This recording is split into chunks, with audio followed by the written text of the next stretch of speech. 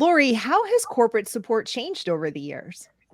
I think a lot of professionals who've been doing this a long time on the nonprofit side or on the association side, even some purpose-driven organizations that have in specifically what they do is go and find money for their organizations. When they think corporate support, a lot of times they think of grants, which makes sense because when you think about nonprofits and associations, other types of organizations, grants usually is the first thing that pops in mind. Money is set aside and you apply for a grant, you go on the computer. Sometimes you don't even talk to anyone. You submit, you meditate and pray, whatever works for you, that you're going to get the grant. You get an email, yay or nay, and then you usually get a list of the things that you're going to need to provide. It's been kind of transactional. The funny thing is, it's been in my experience that in the past couple of years, although some of it still is transactional, there's definitely more of an interest on the corporate side to want to engage with nonprofits and associations and purpose-driven organizations one-on-one. And that's good news. It is good news because if you think about everything else in business and society, it's being really automated, right?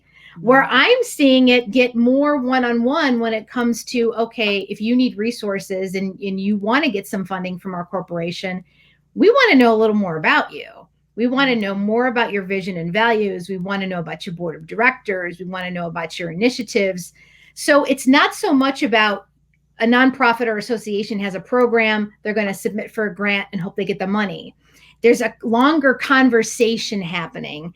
And it's a great benefit because then you're talking about longer term partnerships as opposed to just getting that quick grant, which is good. So I am seeing that, which is great. The second thing I'm seeing is that we're starting to go past what I call the typical 3 areas of corporations that most people get corporate funding from. Those would be corporate philanthropy or corporate foundations, which is where a lot of that grant piece hides. And if you're not familiar with those terms, a lot of larger corporations will have a separate foundation or philanthropy to make sure that their philanthropic interests are totally separate from any type of corporate marketing or corporate engagement money. So that's one area. Another area is corporate marketing, which can be a tough area because nonprofits and other associations, what have you, they are competing for the same dollars as large advertisers. So you're going to have to talk about ROI. You're going to have a much longer process. You're going to be having a lot of questions about budget. It's not impossible. I've worked very successfully with corporate marketing departments. It's just that it can be a little daunting if you're not used to it. Right. And the third area, which I've seen more activity from in the past 6 or 7 years, is corporate CSR, which is corporate social responsibility.